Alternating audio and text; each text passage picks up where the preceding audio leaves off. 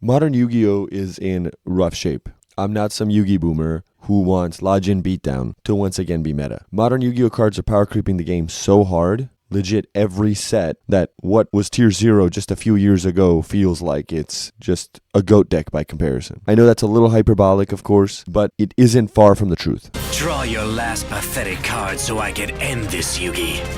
My grandpa's deck has no pathetic cards, Kaiba, but it does contain the unstoppable Dueling Wave. Guys, welcome back to the channel. Want to give a shout out to all of you guys for the support. You guys have been outstanding. Thank you so much. Real quick, before we get into this video, I just want to real quick shout out our Discord in the description down below. With Modern Yu-Gi-Oh! Being the dumpster fire that it currently is, if you'd like to enjoy Yu-Gi-Oh! At a much more fun pace, but with modern sensibilities, right? You have modern cards, everything like that. Come join us in the Discord. We have our own alternative ban list, our own alternative format. Big changes are coming. We hit and address all the problematic decks, all the problematic cards every single time we can. And as a result, we've made a pretty cool format. We have tournaments. We have, testing chats, all this different stuff. If you'd like to just mess around, you can. It's just a nice little diversion if you want to play modern Yu-Gi-Oh! But with more fun and reasonable power level. Something akin to, how Unchained format was about 1 year ago. So if you'd like to check that out, if that sounds interesting to you, if you want to come hang out with us, we're 280 members strong right now. Come join us. Come have a good time. And, introduce yourself so we can get a conversation going. Anyway, let's get back to the video.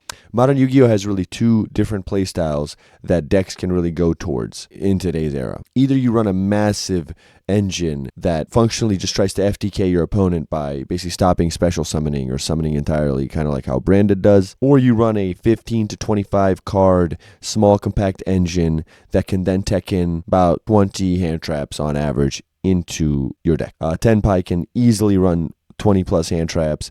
Snake Eyes in its prime could run 18 easily. Rizzial's coming down the pipe, 20 hand trap space, not a problem at all. 50% of your deck is hand traps. Gross. Then let's take just a mathematical approach. Let's say, to make the math clean, let's say there's 15 one-card combos in the Rizzial deck. I don't think there is, but let's say there is, right? We're even going to overestimate how many one-card combos they have. With 15 one-card combos, you have a 91% chance of drawing one-card combo or one-card starter. You have 63% chance of drawing 2, and you have a 26% chance of drawing 3 one-card combo / starter type cards. Now look at the hand traps. If hand traps are 20 slots in your deck, what this means is that you have a 97% chance of drawing 1, an 82% chance of drawing 2, and a 50% chance of drawing 3 mother flippin' hand traps. This presents a huge problem in the game. You're more likely to draw 2 to 3 hand traps than you are 2 to 3 starters. And then all of a sudden, when you're playing these games, especially like mirror matches, you're involved in a hand trap war of variance, pretty much the grossest aspect of the modern game. These lame hand trap wars are a problem, right? You have the percentage difference here is from drawing the one-card combo to the hand trap, you have a 6% chance higher of drawing one hand trap than one card combo. You have a 20% chance of drawing 2 hand traps over 2 starters, and you have a 25% chance higher of drawing 3 hand traps versus 3 starters. So no matter how you math it, the hand traps will win out as long as they're the correct hand traps. But that's a problem also. Variance yet again strikes its ugly head. And what does variance do? Results in less skilled gameplay. Less skilled players beating more skilled players because they drew better, hand traps wise at least. How do you fix this problem in the game, right? Well, theoretically, Konami could stop printing stupid one-card combo decks that have super compact and clean engines, print bigger engine sizes, right? Maybe have an engine that's 30 cards, maybe 32, 33. All of a sudden, your hand trap space goes down to about 7, right? You then start considering board breakers because board breakers on average, 1 card is more impactful than 1 hand trap. But hey, it's Konami. We can't have that happen. We're just going to print the one-card combos and keep going as business as usual because that's what makes us money. So keep it moving. So this is where my proposal comes in.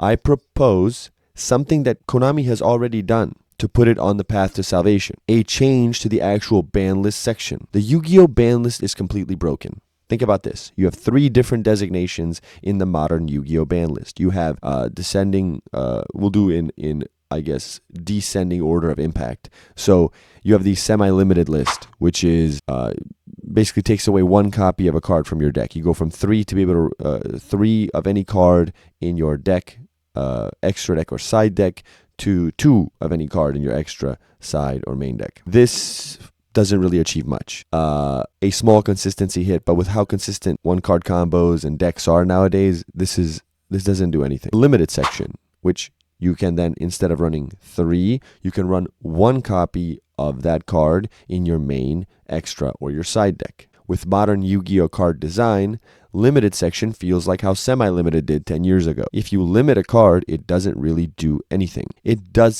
All it does is introduce more variants, where if your opponent hard drew it, you're going to be angry because it becomes a power 1 of, and if you don't draw it and you get hand trapped and you have no other play follow-up, it just makes you frustrated because you don't feel like you ever had a chance to get off the ground in the first place. Are these good hits? I would argue no. Finally, I'll explain the last section, which is the forbidden section, the most harshest one. This one has been the harshest since the beginning and is still unbelievably harsh to this day, which is why it's the only effective one. It says outright, you cannot run this card in your main, extra, or side in any capacity. The biggest issue here is the vast chasm between forbidden and limited. Limiting a card in modern Yu-Gi-Oh, like for example, if you limit like a boss monster, you can't really limit a boss monster. They're usually ran at 1 anyway, or an extender, they're ran at 1 anyway, right?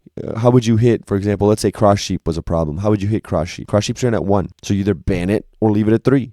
That's the only option. This shows the dilemma in the modern Yu-Gi-Oh ban list. There needs to be a setting, a niche between limited and forbidden. How would you hit Promethean Princess? Has to be outright banned, correct? Or you hit the deck that it resides in. Oh wait, it resides in every fire deck. But is it worth completely banning? Probably not. So these kind of cards are just outliers in the modern game, and we need designations that fit these kind of cards. And as we go on, as time goes on in this game, the chasm between limited and forbidden will only get wider and wider as they print more hyper-consistent combos. This is where we get to the solution that I propose. And I propose something that, as I said before, they've come up with themselves. This isn't anything that I've said, hey, this is my idea and we're going to follow what I say. No, this is what Konami has come up with as a solution to this problem, just for a different medium that they use. This medium being mobile games. I propose we keep the forbidden section as it already is. The forbidden section is very important and probably one of the best tools the Yu-Gi-Oh ban list has. But I propose we keep limited and semi-limited. They do come in some instances in handy, right? But I propose more sections to be added, something like a semi-forbidden section. Now, what would a semi-forbidden section, what does that mean, right? If semi-limit is a play on the word limit, then semi-forbidden means that it's a play on the word forbidden, right? It's forbidden with a caveat. And what would that mean? It would be functionally what Duel Links has as their limit 1. Right? You have this entire list of semi-forbidden cards, and you can only run 1 card from this whole list in your deck. All of a sudden, cards that are problematic, like Predaplant, Verte, Anaconda, is no longer problematic because all you have to do is place Dragoon on this list and place DPE, and you can then only run 1 of those. And then all of a sudden, wow, Predaplant, Verte, Anaconda is actually going to do what it was supposed to do originally. The IPSP combo is a little bit too impactful, right? A little bit too good. It fits in every deck, together as a package, okay? We put IP on semi-forbidden. We put SP on semi-forbidden. They're both legal, both usable. You just can't run them together. Beatrice is a unbelievably broken card. As time goes on, it's become more and more broken. But how broken is it if you put a Fiendsmith card on this list? Like, for example, Requiem or Lacrima or whatever. All of a sudden, Beatrice loses its utility because then it would only be usable in rank 6 decks, or decks that can make a rank 6 without the Fiendsmith engine, which is not a lot of decks. What about another one? Caesar and Yama, right? Unchained was a big problem a little bit ago. Enough of a problem that they murdered my boy Sharvara on the list. Well, Sharvara doesn't have to be hit if Caesar and Yama are both semi-forbidden, meaning that you can use Yama or Caesar, but you cannot use both together. What this also does is functionally hit Fiend piles, because all of a sudden you can't run Yama with Caesar, right? You can do an either or. Also, you can't run Fiendsmith with them, right? If you add Varudras to the pile, hey, rank 10 decks can still have their negate, but Yubel can't just have everything that it wants, right? All of a sudden, you start taking away the power level of these decks without banning a single card, but functionally banning it for certain decks. And there's a beauty to that. This could functionally solve 90% of the problems in the modern game. How about another one? You want to leave OSS legal, right? So fire decks have engine, and you want to leave Flamberge legal so that Snake Eyes can still play Flamberge. Guess what? You just semi-forbidden both of them. All of a sudden, you can't use Flamberge with OSS. So pure Snake Eyes has to not use OSS, has to play its own game, reduced to itself, and then the decks just want to run an engine of Ash, Poplar, OSS. They can. You ban broken interactions. You ban this mutual agreement between cards that just was probably unintended by the designers in the first place. You do need another example. Let's say Kick Kalos comes back, right? Kick Kalos and Instant Fusion. Wow, look at that. All of a sudden, you can't just Instant Fusion into Kick Kalos. And then if Tier Limits continues to be a problem, you can put other problematic cards that mix really well with Tier on this list. For example, Fairy Tail Snow.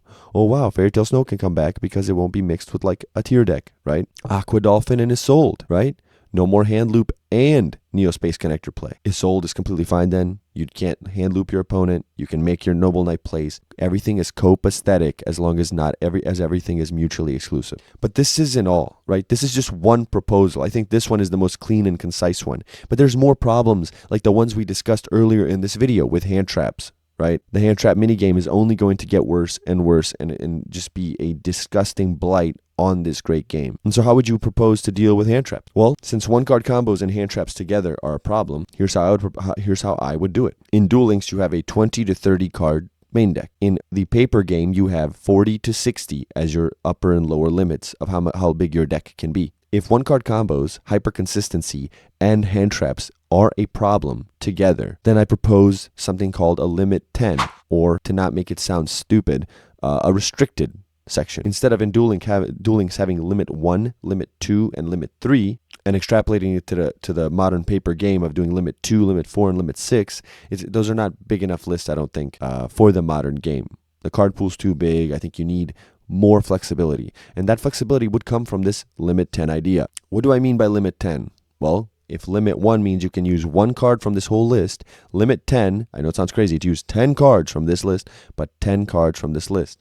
Now listen to this. No one single hand trap is broken other than basically like Furas, which should be banned outright. So I don't even want to discuss the card in today's video. And to maybe a lesser extent, like Ash Blossom, it's kind of busted because it can hit so many things. It is, if a card can be ran in every deck and without even thought, like 99% of the time, just throw it in your deck, that is a broken card. I don't care what anyone says. But aside from Furas, no hand traps deserve to be really banned. And if they're limited and semi-limited, all they do is become sackier power cards and only introduce more variance into the game. And the problem with them, a single hand trap is completely fine. When it hits you, sometimes it can end your turn, but overall, 90% of the time, you can play through one hand trap and make something so you don't die. The problem in modern Yu-Gi-Oh! Is 2 to 4 hand traps. When paired together, 2, 3, 4 hand traps in the extreme will definitely just win you the game as long as you have more starters than your opponent has hand traps to hand trap you back on. Paired hand traps can sometimes feel like stun decks. Like you just cannot do anything. You cannot get your game plan off the ground. And these one card combo decks are super consistent in drawing those 2 to 3 card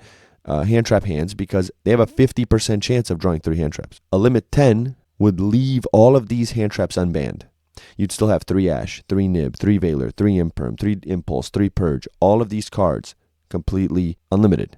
You can use them in any which way in your deck building ability, with the caveat that you are under a limit 10 limit, meaning that, for example, if you have all of those at 3, the Ash, the Valor, the Imperm, the Nib, the Impulse, the Purge, you have 15 hand traps that you can run. If they're all at 3, you can run 15 hand traps clean in almost any deck. And what I mean by that is 3 Ash, 3 Nib, 3 Imperm, 3 Valor. That's 12. And then you get one of the Dominus cards because you can't run both, right? Technically it's 18, but 15 realistically. Now, if you have a limit 10, what that does is it takes those powerful hand traps and now it makes you, in your deck building, forces you to make a decision. You can now only run 10. So which ones are you cutting? Are you going to cut Valor? Are you going to cut Impulse, Purge, Nib, Ash?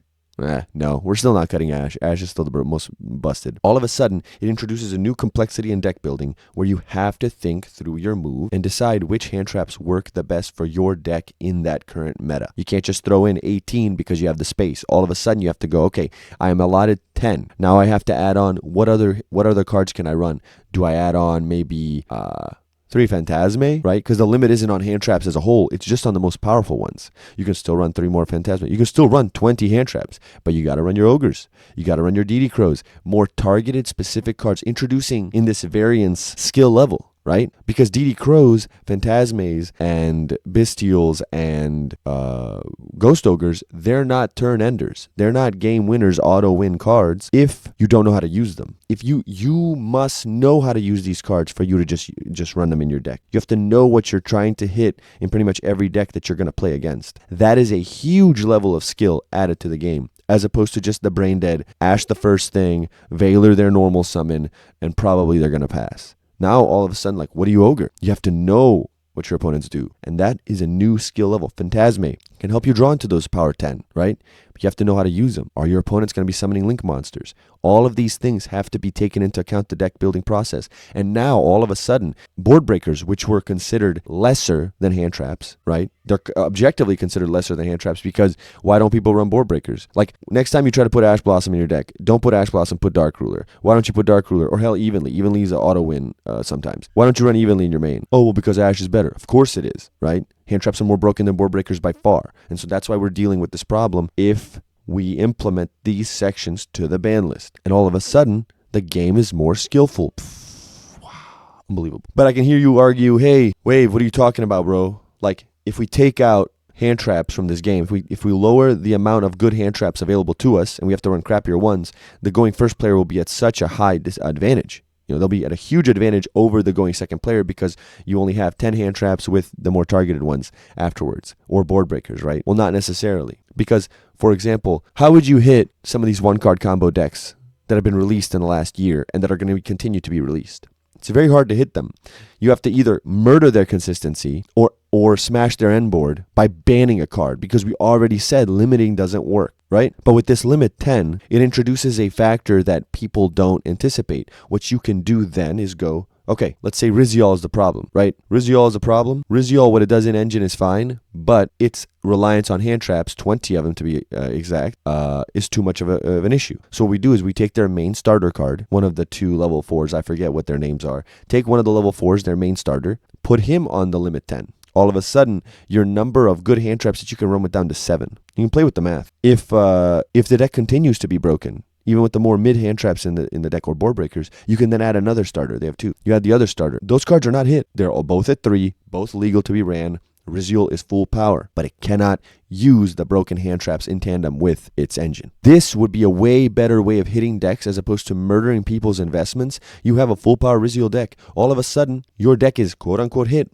but it's full power. You can then innovate on that, right? Find the board breakers, find the other hand traps, become more skilled with the deck. As I've heard people say, oh, this is a brain dead deck, right? It's just level rank 4 spam. Okay, fine. Let's say it is. But we're going to introduce a level of skill to the deck in the deck building process and in the playing process where you have to know what to ogre, what to crow, what to when to phantasme and whatnot. You take away all of those great hand traps. All of a sudden, what are they going to run? 2 nib, 2 ash? Or 3 ash, 1 nib, right? All of a sudden, this is tough. And let's say you add Called by the Grave to this limit section, right? So now you can run hand traps, 7 hand traps, and 3 Called by. If you lose to hand traps, great.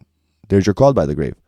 But now you have way less hand traps you can run, or cross out designate, whatever. There's so many opportunities, so many possibilities that if we were to do this, if Konami were to do this, then the game would be way better off. Fenrir is at 3 in the modern game.